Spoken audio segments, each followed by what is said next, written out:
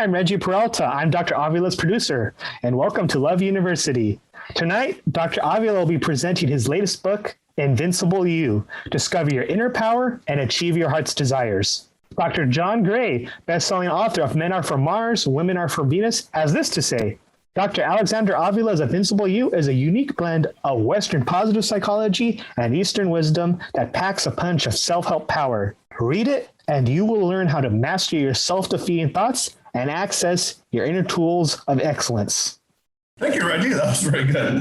This is Dr. Alex Avila, and this is Love University, and we're back. I'm an author, psychologist, and speaker, and we can talk about how to love ourselves, others, and higher nature. And today I'm very proud and pleased to present my latest book to you, my listeners. It is called Invincible You, How to Transform Negativity to Power and Achieve Your Fullest Dreams. We begin by looking at the idea of the invincible mind. Here's an important fact that applies to you. You have an invincible mind and a self-defeating mind. Your invincible mind is a part of your mind that is incapable of being defeated. Its inherent nature is to win, to thrive, and to love. It dwells on your success, growth, and contribution. It is kind and compassionate to you, forgiving you for your mistakes, loving you despite the circumstances. On the other hand, we also have the self-defeating mind. That's the part of your mind that is easily defeated because it dwells on the negative, the bad, and the failures in your life. It focuses on your disappointments, regrets, fears, and sadness. It is unkind to you and judges you unfavorably, harshly, mercilessly. The invisible mind thinks of reasons why you can do something. The self-defeating mind thinks of reasons why you can't. When your self-defeating mind is in charge, you miss opportunities, or if you see them, you don't have the willpower or courage to take action. When your invisible mind is in control, you catch opportunities even before they arise, and then act decisively upon them. When your self-defeating mind rules, you only have wishes. When your invisible mind predominates, you have willpower and a firm, secure vision of what you really want. Let me ask you out there, which mind is most prevalent in you, the self-defeating or the invincible mind? Probably you have a combination of both. Part of your mind wants to succeed and focuses on your positive attributes. The other part tells you why you can't do something or it can't be somebody. It leads you to failure and futility. The invincible mind says to you, you got this. You're smart, beautiful, loving, and talented. You will achieve your dreams. The self-defeating part of your mind says you can't do this. You're not smart enough, attractive enough, loving enough, or talented enough. You're going to fail. It's a constant battle for mental superiority. And your opposing thought forces often fight each other in vicious and yet subtle ways. Sometimes your invisible mind wins and you feel a surge of power, timelessness, and compassion. You act with passion and go for what you truly want, whether it's a relationship, career, or lifestyle advancement. Other times, your self-defeating mind is on top, and you plummet into sadness, frustration, and a sense of futility.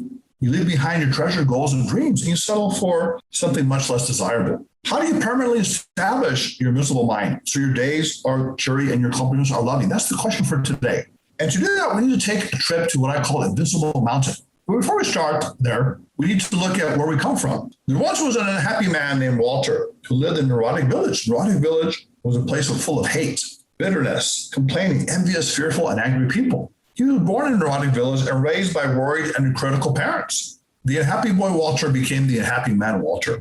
His life was full of pain, regret, and despair. No matter how much he accomplished in the mature world, money, career success, social approval, he still felt like a failure. One day there was a visitor to the Neurotic Village, and this visitor came from the Invincible Mountain, a beautiful place where people were content, loving, and successful, and happy. Hearing strange and wonderful stories of this wondrous, amazing place where everyone got along, Walter had a strong desire to visit and learn more. So one day he packed a suitcase and began the journey to Invincible Mountain. When he arrived, he was hospitably greeted and taken to the mayor of Invincible Mountain, a petite middle-aged woman dressed in simple yet attractive clothes. With inviting eyes and a warm smile, she told him her story. Once a long time ago, I too lived in Neurotic Village. My life was about competition, anger, and fear. I wanted more of everything I could obtain, and I didn't care who or what got in my way. Then I met a wise teacher, and I began to study the secrets of happiness that led me to Invincible Mountain. I learned the simple secrets that unlocked the doors of my joy and success. First of all, I realized that my sadness was a crutch.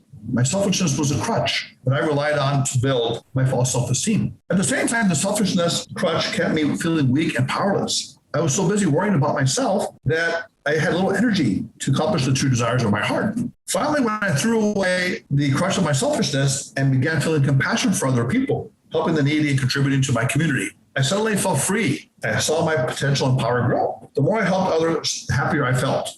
Every time I gave my time, energy, and resources to help someone who truly needed it, I felt my resources grow. I was no longer envious, worried, or regretful. I saw others as being like me and I like them. There was no need to rush, fight, or worry over things. There was more than enough for everyone. I finally realized that the Creator had given us all of an abundance of everything we needed. All we had to do was help each other find it.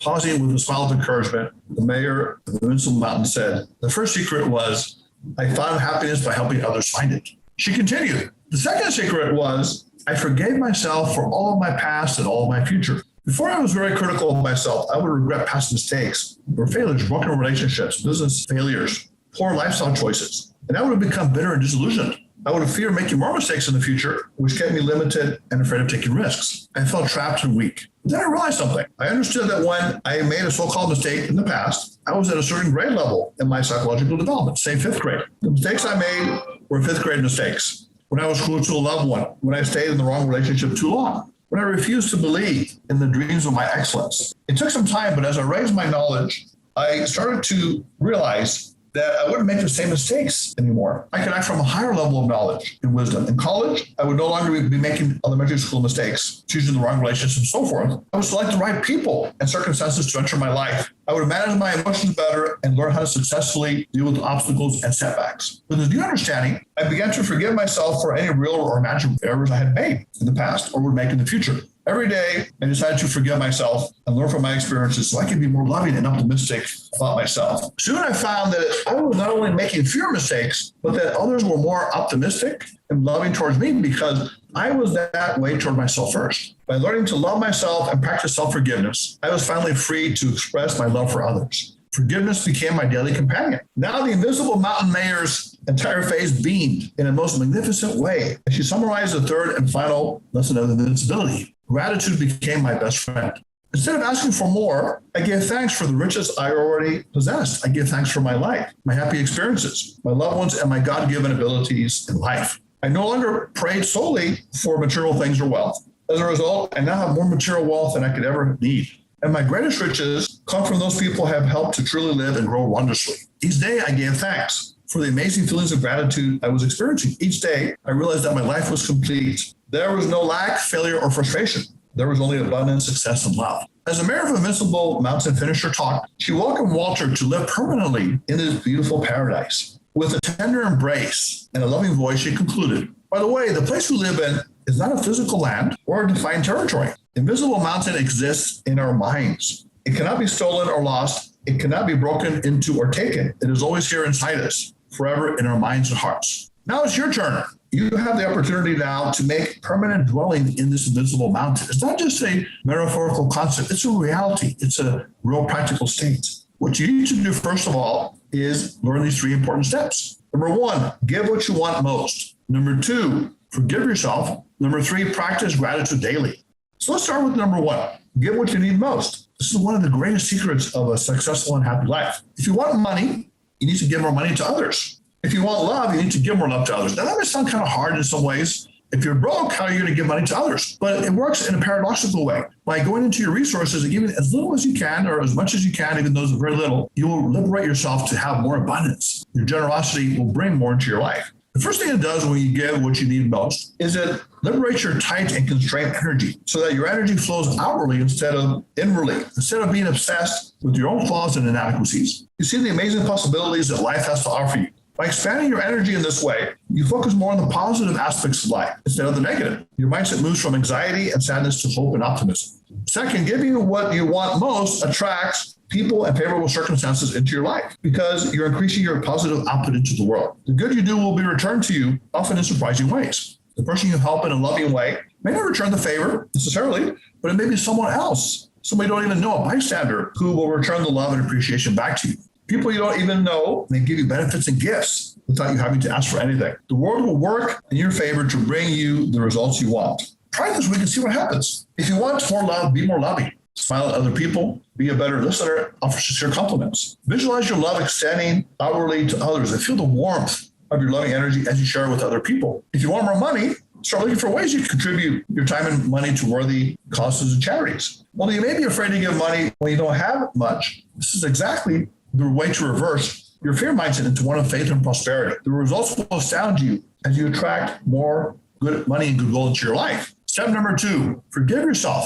Although forgiving others can be difficult, one of the hardest things is to forgive ourselves. We tend to be hardest on ourselves when it comes to mistakes and weaknesses. We tend to be self-critical, self-condemning. And when we do that, our self-belief suffers the way we feel about ourselves. We don't think we're good enough to succeed in life. We place a magnifying glass on all of our errors and create tension within our mind and body. This tension then pressures us to act in a foolish or unprepared way, leads us to poor decisions and self-defeating actions, thereby causing us to do things we really regret.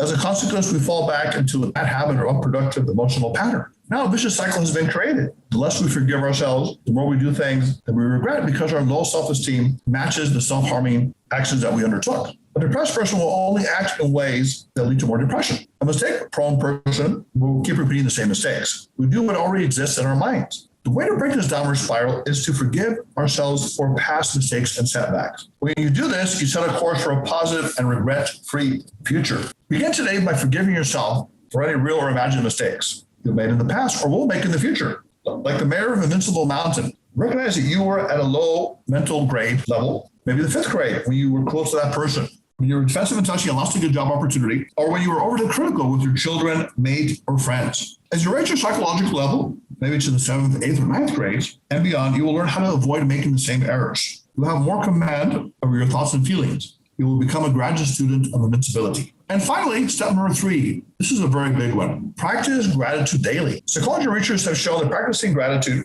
can provide significant health benefits. People who are grateful are more empathetic, less aggressive. When you're grateful, you're deeply appreciative of the kindness or benefits you have received. You're infused with feelings of contentment, love, and appreciation that go far beyond mere words. It's true, gratitude can become a feeling of immense joy and ecstasy. On the other hand, when you're not grateful or appreciative about what you have in life, you may tend to become bitter, demanding, frustrated, or envious. You ask yourself, why do other people get all the good luck and benefits? And I'm stuck with the raw leftovers. But that really is the wrong question to ask. Instead, ask yourself, how can I give thanks for all that I have already been given? This question liberates you from a self-centered mindset. Put your attention on the goodness of the universe. Although there is evil and failure in the world, gratitude represents the good, the pure, and the beautiful. Gratitude is the trait that invincible people possess in abundance. Invincible people give thanks for everything they receive because it reverses their focus from poor me to blessed I. They can even be grateful for the negative occurrences in life because they can learn something from them and become stronger as a result. Start today by keeping a gratitude journal. Every day, write down 3 things you're grateful for. Your life, family, friends, children, pets, health, home, or job. You're grateful for your looks or intelligence, your creativity or talents, your contributions to the world, and your positive experiences in life. Even if you're lacking in some of these things and believe there is little to be grateful about, you can still feel blessed for the simplest of things, the air you breathe, the sun that warms you, the birds that sing, the nature that gives you soothing, the beauty of newborn babies or animals, the love between lovers, the creativity of an artist, the spirituality of those who seek truth, and the beauty of a life that gives you a slice of eternity to place your mark on the world and leave a lasting legacy of love. Keep your gratitude journal for a few weeks and notice the positive changes in your life. You will have more energy, optimism, and courage than ever before. You will see life from an entirely different perspective, the invincible mind way, in which you're constantly expanding and bringing more light and excellence into the world. Soon you will be expressing gratitude every moment you're alive because of the wonderful way it makes you feel and the new benefits that effortlessly come into your life. So finally, remember the invincible journey, the 3 steps you need to enhance your invincible mind. Give what you want most, forgive yourself, and practice gratitude daily. With these steps as your guide, you will soon be on your way to your deepest fulfillments and your greatest joy. So that's a little bit of Invincible You, the book. And every week I'm going to give you a little bit more of these tips and pointers how to live that great life, the invincible life, which really is a life of love. At Love University, our purpose is to help you love yourself, others, and a higher nature. And by being invincible, not in an arrogant or conceited or egotistical way, but in a truly confident, humble, and loving way, you can achieve many of these things we're talking about. You can live with joy and happiness and spread it to others. So make sure this week you go out and keep your gratitude journal, write 3 things you're grateful for, learn how to give other people what you need so that you can reverse it back to you in some ways. And focus on giving love to others. If you're interested in Love University, want to be a guest on the show, have a guest idea or topic, you can visit us at loveuniversity.love. Reach us at 310-226-8090, loveuniversitylove@gmail.com. You can like us on Facebook at Love University Podcast. Follow us on Twitter and Instagram at Love U Podcast. Subscribe to us on Podbean, iTunes, Spotify, and SoundCloud. Until next time, this is Dr. Alex Avila of Love University. Go out and have a powerful Love University week of gratitude, love, and fulfillment. Put away your notebooks, your iPads, your phones. Until next time, Dr. Avila.